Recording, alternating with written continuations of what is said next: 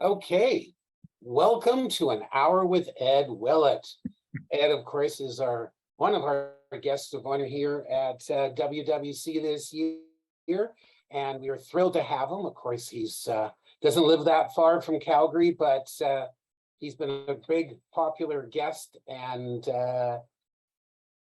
fan of the festival. So I'm going to talk a little bit about Ed.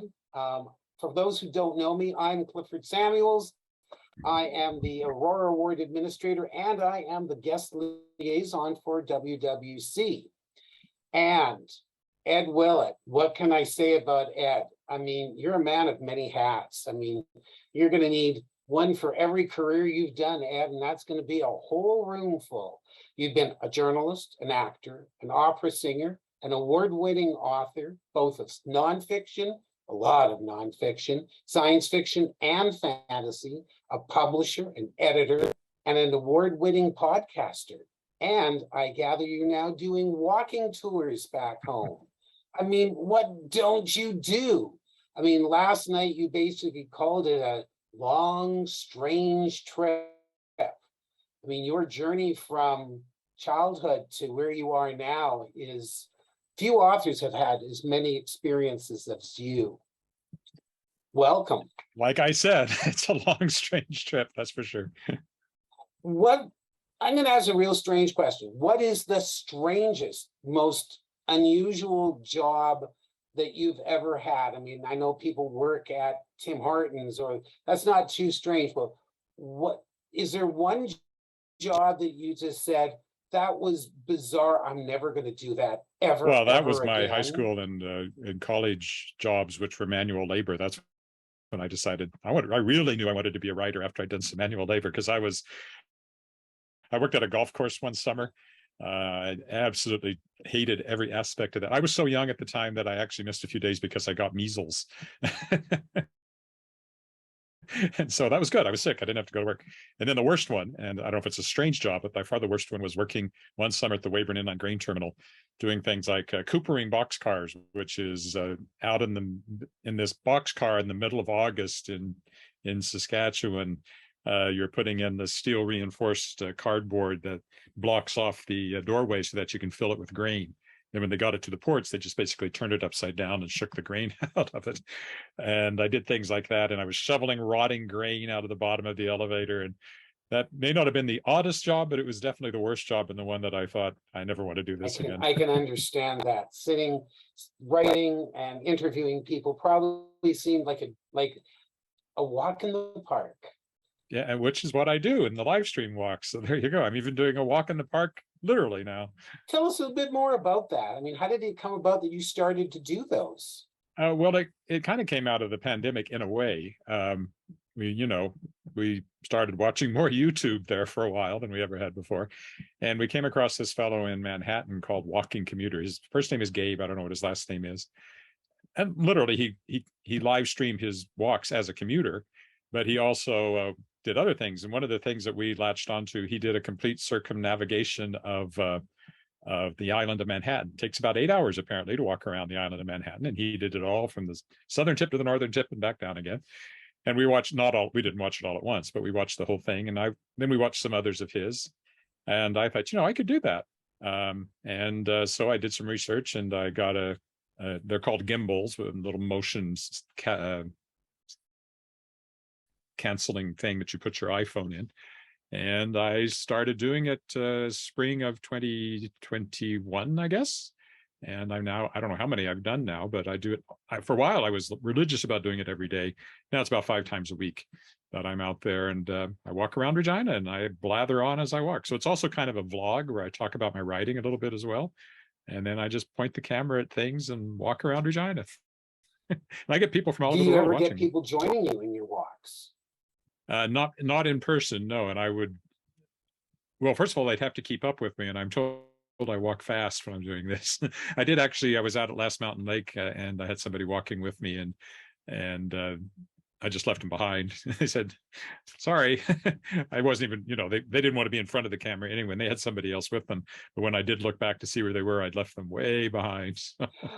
Before I forget, everybody, if you have a question that you would like me to ask Ed, please throw it into the chat. And as long as it's not that question of where do you get your ideas from? There's been discussion this week, and it's like one of the questions that most authors will tell you, life. That's about maybe all you need to know. Or do you have more to say on that, Ed? Because I gather you like to do that on your podcast. On the podcast, I usually ask the question. I don't mind the question. I think it's a legitimate question, but the answer does eventually boil down to just about anything can spark an idea. And I think my favorite answer was the one that David B. Coe said. He said, ideas are like neutrinos. They're always sleeting by all the time. You just have to be dense enough to catch a few of them. Now, as you mentioned, you have this podcast, and it's up for the Aurora Awards this weekend, World Shapers. Tell us a bit more about it, and maybe some of the, I mean, you've had so many interviews. What are some of your favorites? Oh, there's so many good ones. World Shapers began because I had a book coming out called World Shaper, and I thought about a podcast for a very long time. And I thought, well, what could I do? And I thought, well, I always like talking to other authors, so I will maybe ask some authors if I can interview them. And I timed it so that World Shapers, the podcast, started at the same time as the World Shapers series started with Daw Books.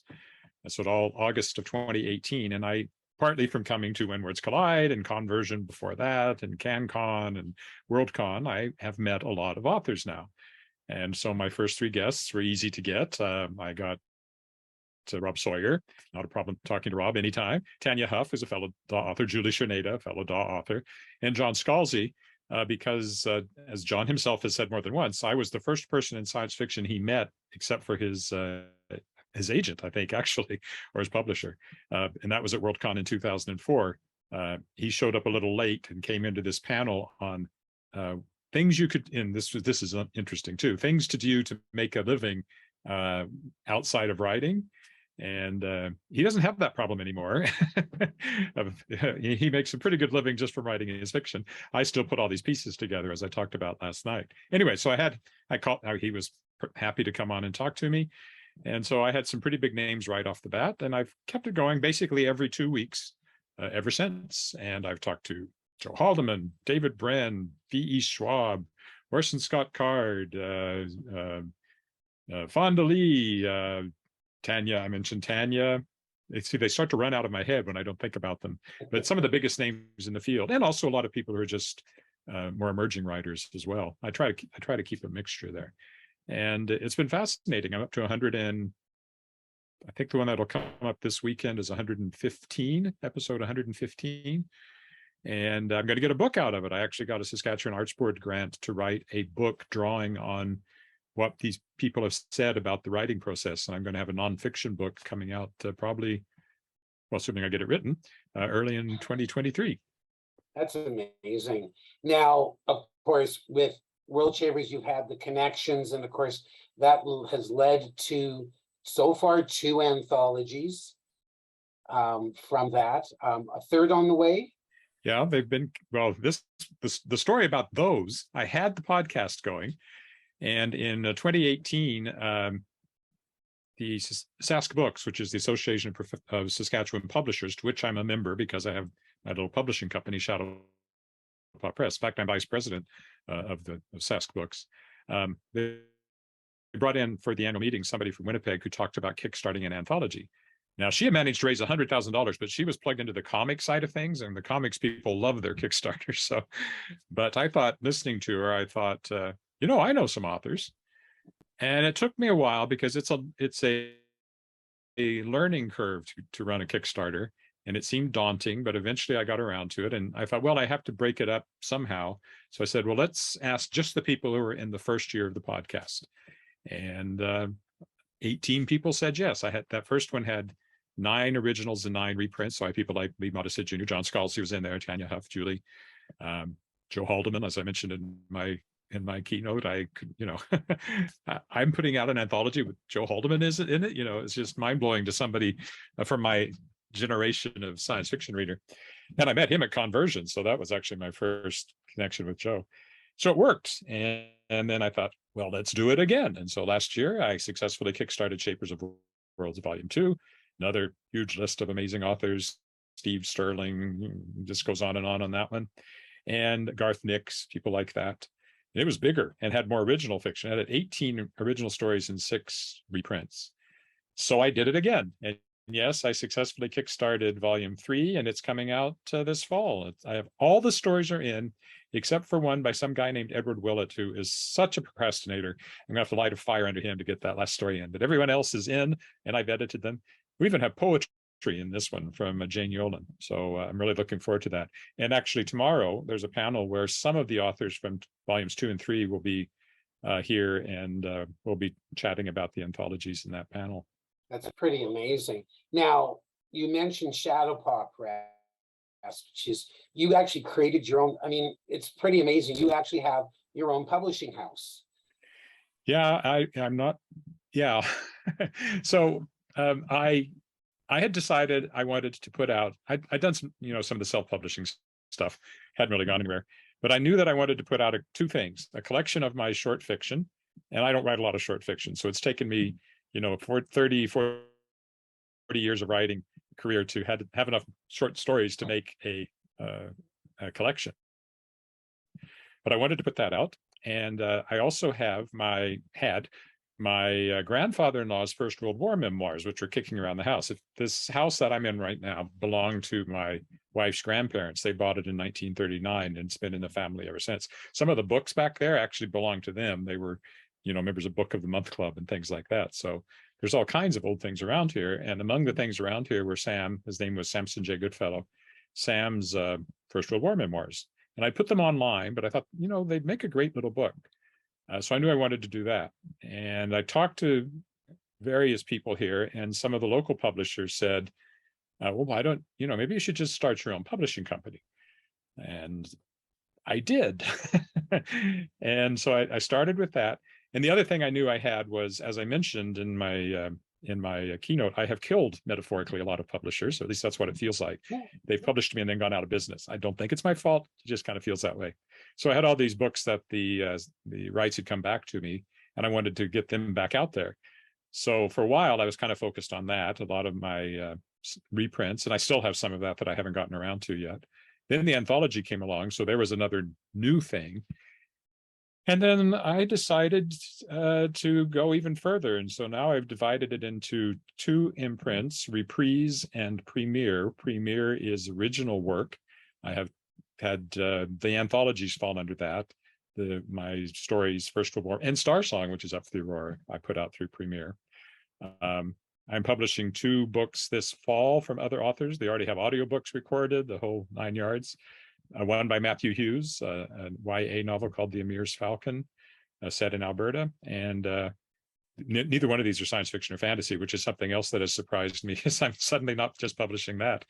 And the other one is called Thickwood, which is a kind of a historical novel that involves horses and professional women's baseball, which is an interesting combination. So, and then I'm also doing, through Reprise, I'm reprinting notable previously published work. So I've brought out Duotero, which was published by Bundoran Press, Hayden Trenholm's publishing company that I was also published by. I brought that out in a new edition. And then all of a sudden I'm getting poetry. I have 2 poetry books that are coming out by Saskatchewan authors, and a collection of essays. And then I brought Leslie Godala's The Legend of Sarah, originally published by Del Rey in the 80s as the Lore Masters. There's a new edition of it out right now, and I've got some more on that side of things too. So yeah, it just kind of grew, and sure, it'd be nice if it made money. I'm still hoping I might get to the point where it makes some money, but I'm working on it, and I've discovered I really enjoy publishing, as much as I enjoy writing. Probably not quite as much as I enjoy writing, but I enjoy publishing, and I enjoy publishing other people. And I discovered sending checks to other authors, which I could do because it was Kickstarter money and not mine. And I really thought, well, it's cool to be able to give money to authors for their work. So that's how Shadowpop Rash came around. And of course, it's named after our cat. And your cat knows about this, or your cat, the executive officer?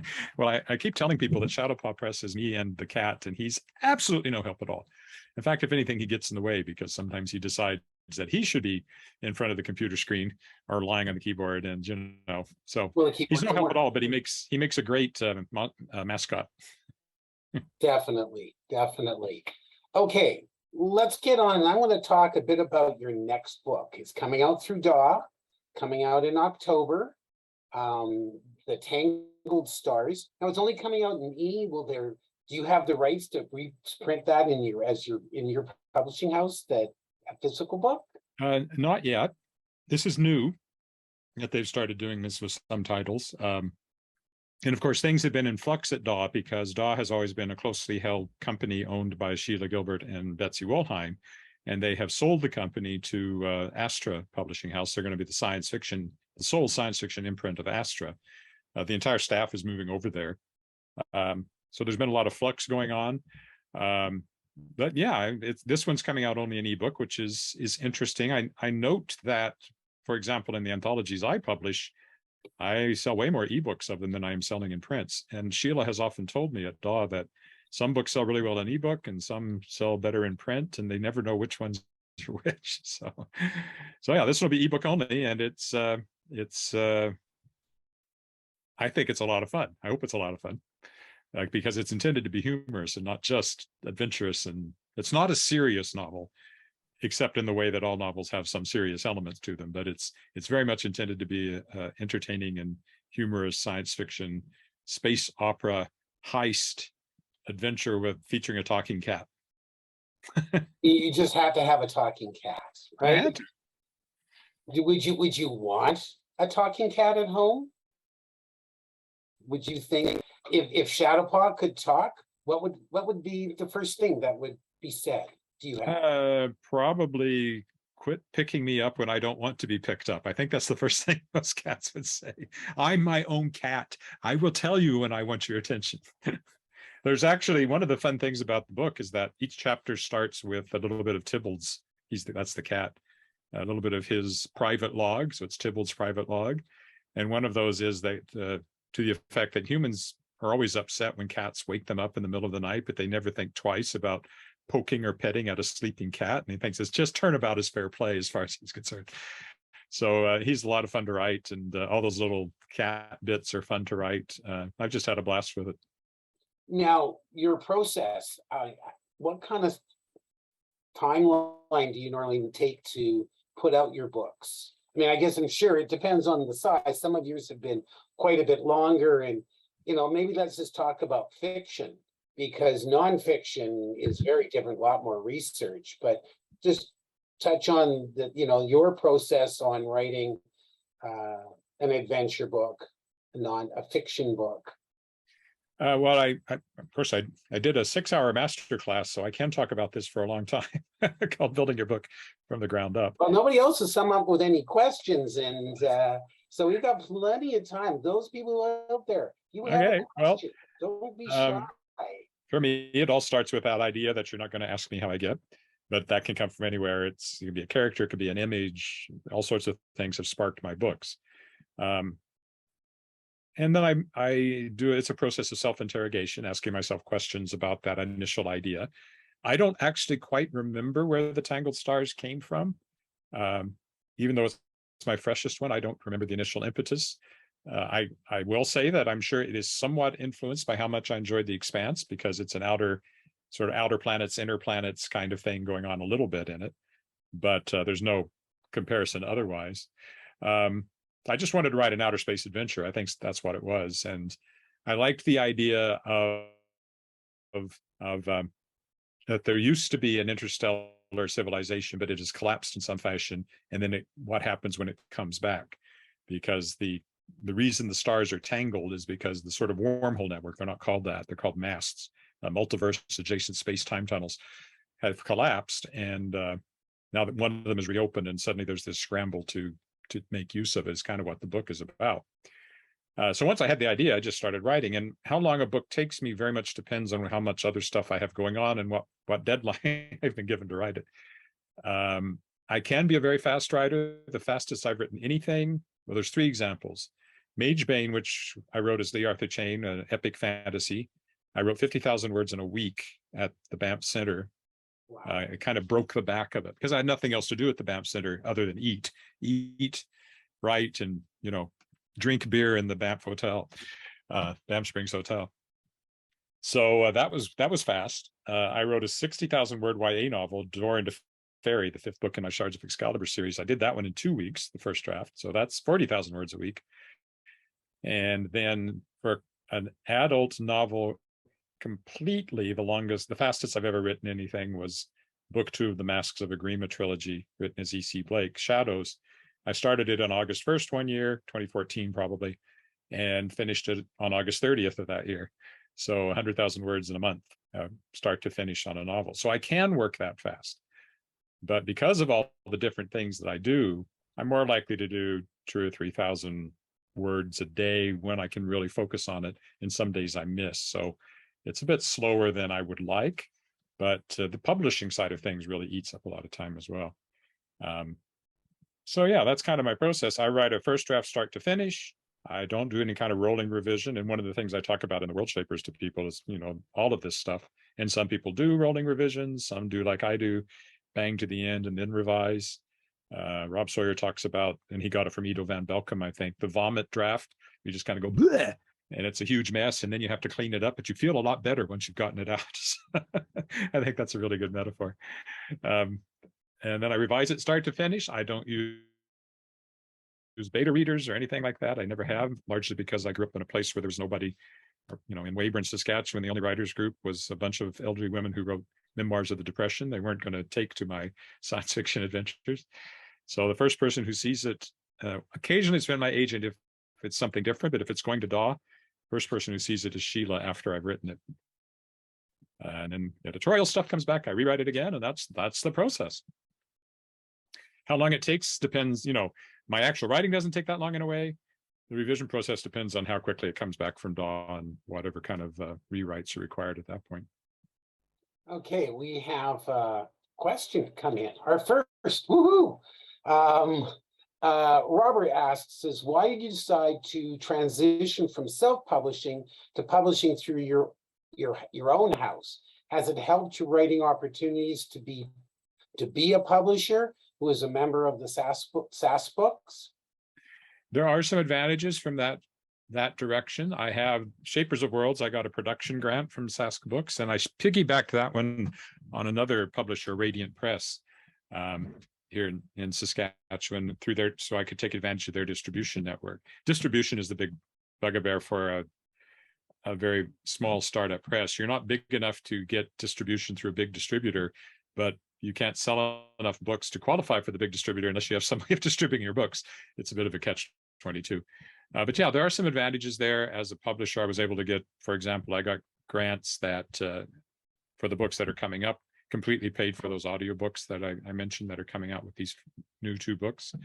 And the other advantage is for anybody that has a lingering, I think it's largely vanishing, but for any lingering stigma of, well, it can't be any good, he published it himself, the fact that it has Shadowpop Press on it as opposed to Edward Willett was helpful in that first book. And also that second one, the First World War memoirs, right off the bat, I was publishing somebody else. It wasn't just my stuff. And it wouldn't have made sense for that to be published by Edward Willett.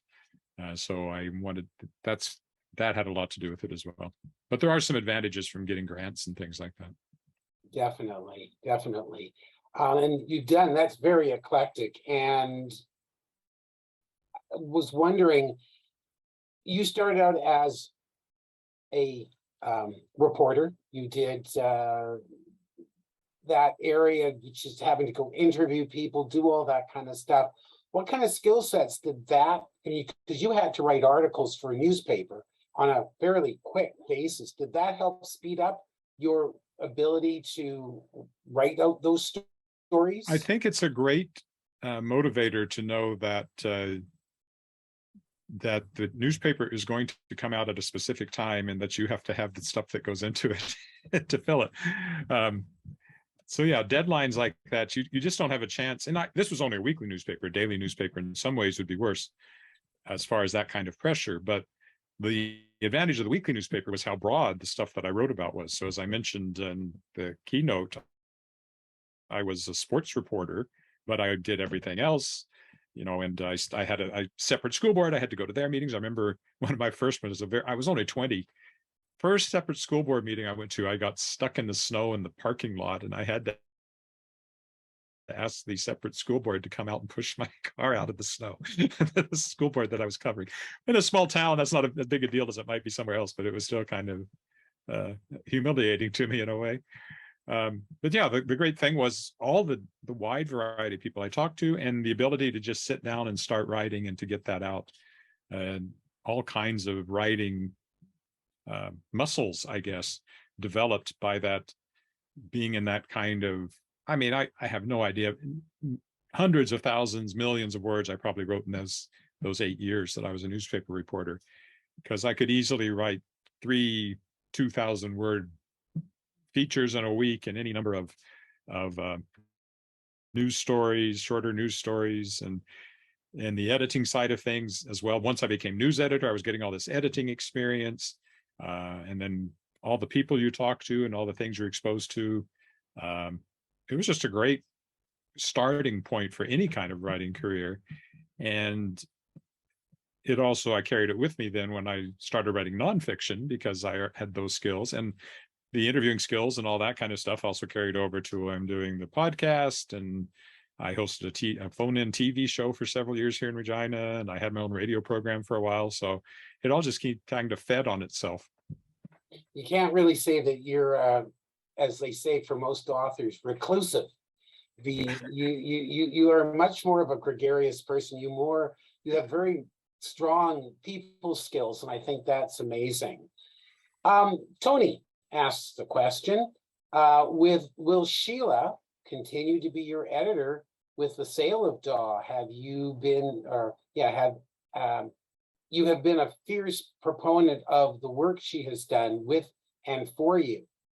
Well, as I said, the entire staff came over. So Sheila and Betsy are still the publishers of DAW. They just don't own the company.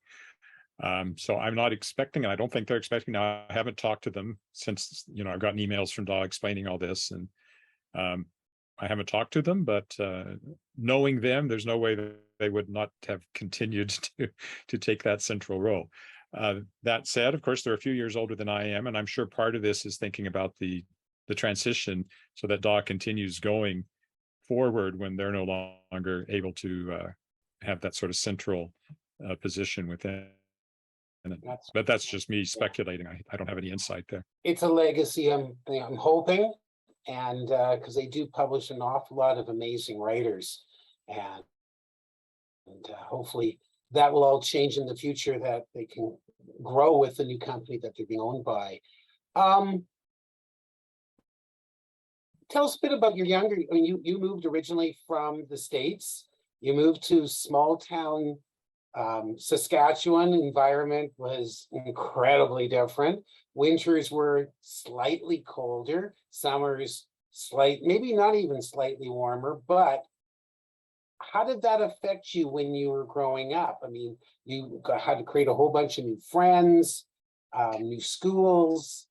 Yeah, it's interesting because everybody talks about the immigrant experience, but they never think about me as an immigrant. But that's what I am. I'm a first-generation immigrant, and there was a culture shock. And now this was 1967. I had heard of Canada because of Expo 67. So in Tulia, Texas, which is where we were at the time, and up in the Panhandle of Texas, I'd heard about Montreal, and I'd seen pictures of Expo 67. And my first question when my parents told me we were moving to Canada was, does that mean I get to go to Expo 67? And they had to explain to me that Weyburn, Saskatchewan was basically the same distance from Montreal as Tulia, Texas was, because Tulia, Texas is almost due south of where I am. And with the angles, it probably is almost exactly the same in a straight line. So no. So my other thing was I was coming up here and I knew better. I was 8. I knew better. But I still had this mental image of when we hit the Canadian border, there'd be like this wall of ice and it'd be winter on the other side. We got up here on August the 1st, so no. And really the landscape didn't change, but the culture was different. And I got teased quite a bit in school. My dad came up to teach at Western Christian College. An old friend of his who was teaching there had recruited him. And he had been teaching he had taught at Lubbock Christian College, and then he'd been teaching in the public school in Tulia. And he wanted to get back into a Christian school to teach. And so he was recruited to come up to be the choir director and various other things. And so that was all fine within the church and within the people around there. There was never any problem. But I got teased in the school, public school I went to, by people who made fun of my accent. They'd say things like draw, because I was from Texas, and I would try to explain to them that's not, we don't actually have gunfights in the streets down in Texas. I probably sounded like that at the time. And I did not fit in. I was quite unhappy in school. And this will sound self-serving, but I had skipped a grade as well. And I had a summer birthday. So I was a year younger than everybody else, but I was also smarter than a lot of the people around me.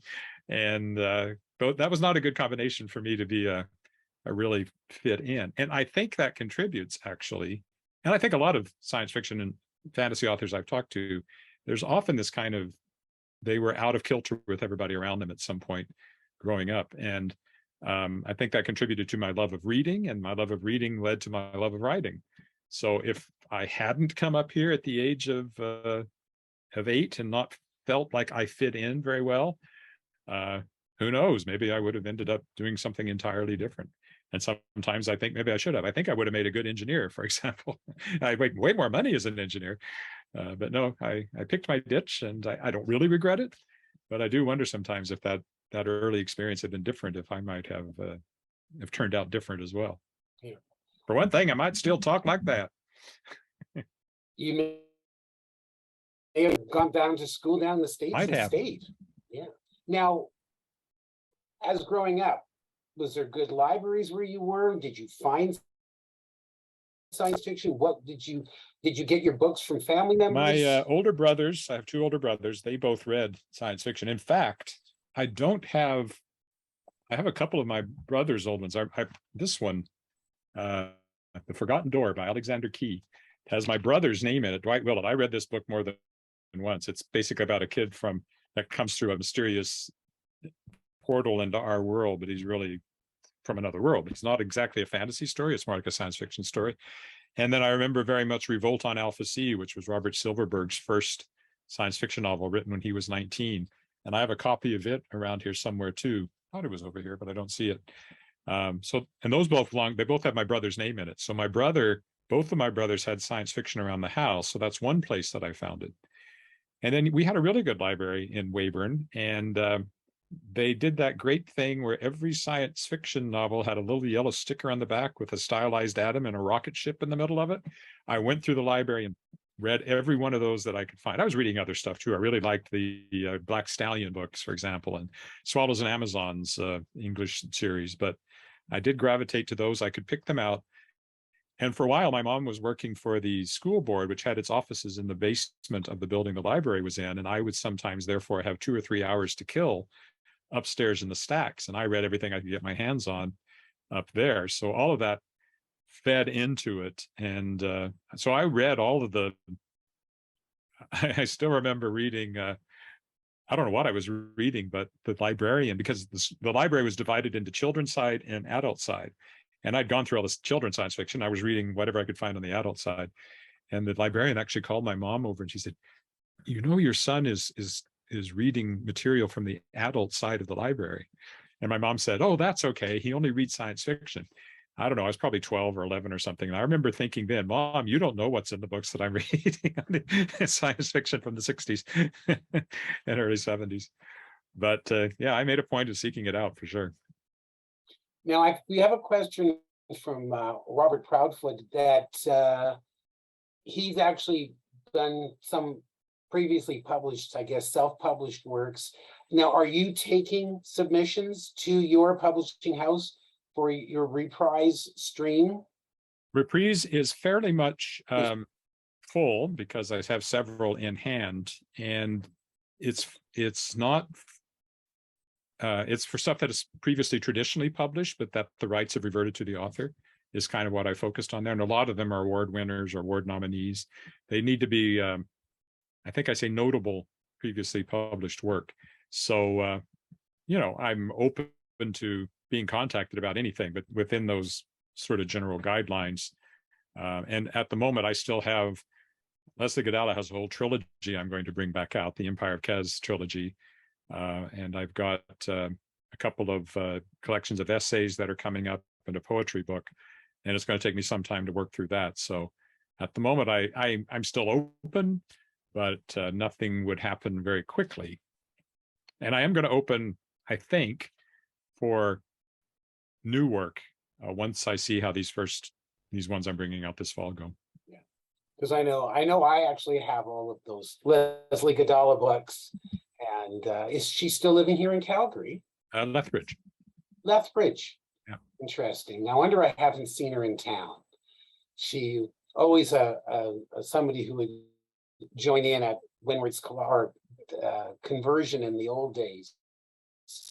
When did you first start going to conventions? What was your first convention you ever went to, and why did you go? First convention I went to, I was at university in Searcy, Arkansas, because I went to Harding University in Searcy, Arkansas. And in Little Rock, they were having a convention, maybe it still runs, I don't know, called RockCon. The guests were, I remember the guests, at least some of them. There was Frank Kelly Freeze was there, and Gordon R. Dixon was there. And so those are the two I really remember. So that was my first convention. I remember a couple of other things about it. They put on what was pegged as a Klingon wedding. Now, these were the old Klingons, before they had bumpy foreheads. These were the original series Klingons. And it was the worst single thing I had ever seen in my life. And so for the rest of my college career, me and my friends would refer to anything that was really awful as bad as a Klingon wedding. It all went back to that awful skit that they did at RockCon. And then I remember being introduced to Gordon R. Dixon. Somewhere I have a paperback of Soldier Asks Not that he signed at that convention. And my friend saying, "This is Ed, he's a writer too, and he's going to be writing." And I'm going, "Oh, I'd like to." And it was so I remember that. And I remember getting a terrible case of food poisoning. That's what I remember about that initial convention. My roommate and I came back and we were both throwing up all night from something we'd eaten at the convention. So it did make an impression for sure. Definitely. That would have been about 1978 or 79. You started going to conventions prior to me. That one, though, was the last one for quite a while. In the 80s, I went down to Missoula, Montana for one called MizCon, which is still going because I had a friend down there. I went to that a couple of times. I met CJ Cherry there and her brother, the artist, Don Cherry. David. Not to be confused. David, yeah. I was going to say, that doesn't sound right. No. Kathy Tyers was my friend, and she was down there. So I went to that one. And then I was so thrilled when Worldcon came to Winnipeg in 1994. I'd never dreamed I'd ever have a chance to go to a Worldcon. And so that was kind of my first big one. And then after that, there were more and more and fewer in the last few years. But how did you get your first book published by DAW? I mean, they're a major company. What attracted them to take your work, or did you sweet talk them? No, it was really weird. I had a novel called it wasn't I'd sold to some small lousy publisher before that, but and a small Canadian publisher as well. But I had written a book called Lost in Translation, and science fiction, space opera, and it was based on a short story actually that appeared in a magazine called Transversions, which actually I just found recently. It's right behind me somewhere, Canadian science fiction magazine. And I had sold it to a company called Five Star. Five Star was run by Martin H. Greenberg, and their overall company was called Techno Books. And what they did was they did library editions only. So they were hardcovers, but they were designed strictly for the library market. And libraries would subscribe, and they'd get like 2 Westerns, 2 romances, 2 science fiction books, like that. So Martin H. Greenberg looked after the science fiction side. So Lost in Translation came out. John Helfers was my editor. And that was nice. But it was, it didn't have any bookstore penetration. It was strictly for libraries. I don't know how many copies it sold. But Martin H. Greenberg had a connection with DAW because he'd edited a lot of anthologies for them. And so one morning I got a call from John Helfers, and he said, Mr. Greenberg would like to speak to you. Okay, I'd never spoken to Mr. Greenberg before, but okay. And so I talked to Mr. Greenberg. He said that DAW had contacted him because they had a hole in their publishing schedule. I have no idea how that happened. The only thing I can think is that a book fell through or was totally unacceptable that had been submitted or whatever, or somebody died. I don't know. but they had a hole and they needed to plug it really quick. And so they knew that he was publishing these 5-star books. So they asked him to send over some of the books that he had published to see if there's anything that could plug this hole. I don't know how many he sent, but they picked mine. They picked Lost in Translation to stick into this hole. And as a paperback original reprint of the hardcover version. And so with that in hand, okay, this is my chance to get an agent. So I contacted some agents. Ethan Ellenberg got right back to me, and he's been my agent ever since. I remember I contacted the Mass agency, Donald Mass, and talked to some receptionist and said, well, send it along and somebody will get back to you, after you had a chance to look at it. And well, that wasn't going to work because I had a contract in front of me that I wanted somebody to look at. So I signed with Ethan Ellenberg, and actually Don Mass himself contacted me a few days later when this finally crossed his desk, because he'd realized that there was a contract sitting there from Daw waiting for somebody to, and taking on a new author that had been picked up by Daw. But anyway, Ethan has been my agent ever since. So that's how I got in with Daw. And then after that, it was a case of, okay, what's your next book going to be? And I proposed a sequel, but they wanted something new. And I had just gone to the Banff Center Writing with Style program with Rob Sawyer teaching it.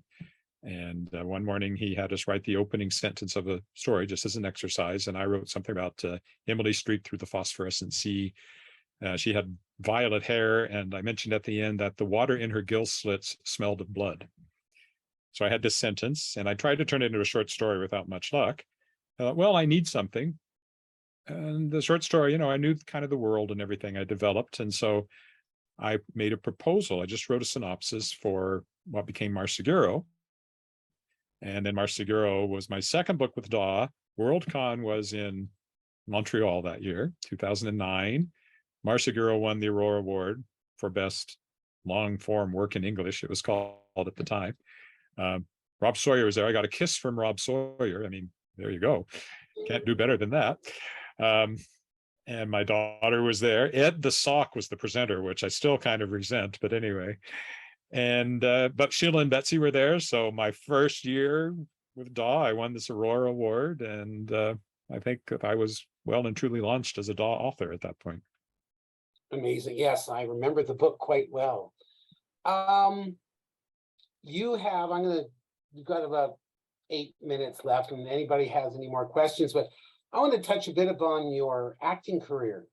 You've been an opera singer. I gather you wandered the streets dressed in a costume of some kind. I wouldn't say I didn't wander the streets, but well, I did kind of.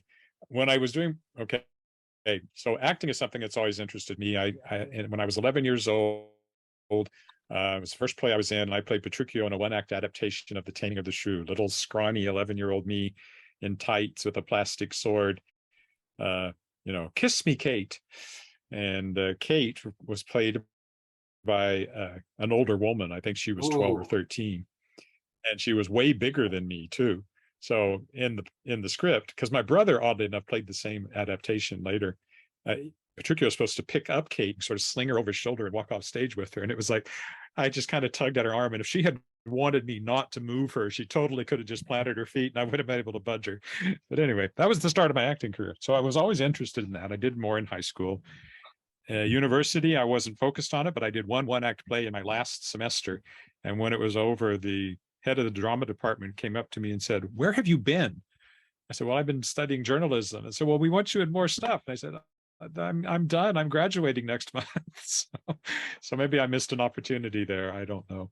But I kept doing it, and I helped found a theater company in Weyburn. And so when I quit my job as communications officer for the Saskatchewan Science Center to become a full-time writer, one of my initial things that I knew I had to pay the bills was an offer to be in Prairie Opera, which did a school tour every year. And so the first year was The Snow Queen, written by a friend of mine, Rob Urson, and that was fun. And I was doing a science fiction-y one called Zoggy the Time Traveler. And that one I was playing an animal that had been abandoned in Central Park, and I was a donkey. So I had this head up here and then ears on top of that. So I was about 8.5 feet tall in this costume. And this and that wasn't the only animal costume I was in with Prairie Opera, but that particular one was when somebody that had been a reporter at the Weyburn Review and had gone on to something else saw my picture in the Saskatoon Star Phoenix wearing this thing, and she had no idea that I was no longer doing journalism and stuff. And she sent me an email, said, what exactly are you doing now? I'm in a donkey costume on the front page of the newspaper. But I did, I guess, wander the streets in a costume, drumming up people to come see another show I was in which I was wearing a giant chicken outfit, also an opera. So it's called Chanticleer, and I was playing, I guess I was playing Chanticleer. That's the only reason I can think I'd be wearing I think I was wearing a chicken costume. Maybe I blocked it out. Maybe I was wearing some other animal costume. Anyway, so I have done that kind of thing, yes. Is there, I mean, have you done more than just sing as theatrically? Have you done any recordings of song, music? I haven't recorded anything. Most of my singing has either been on stage or it has been in choirs. So, for example, I sang in the Canadian Chamber Choir, which is a nationally auditioned choir. I sang with the Prairie Chamber Choir here in Regina, which was a high-end choir. We did do some recordings, but that went away. And this fall, I'm going to start singing with a group called Wascana Voices, which is a self-directed high-end vocal ensemble here. So a lot of my singing has been that, and then a lot of it has been in the musicals I've done. And I've done, a lot of them has been just for fun, community theater, but I've also done professional work. I was in a production of Beauty and the Beast in Saskatoon quite a few years ago now. What did you play? What was your role?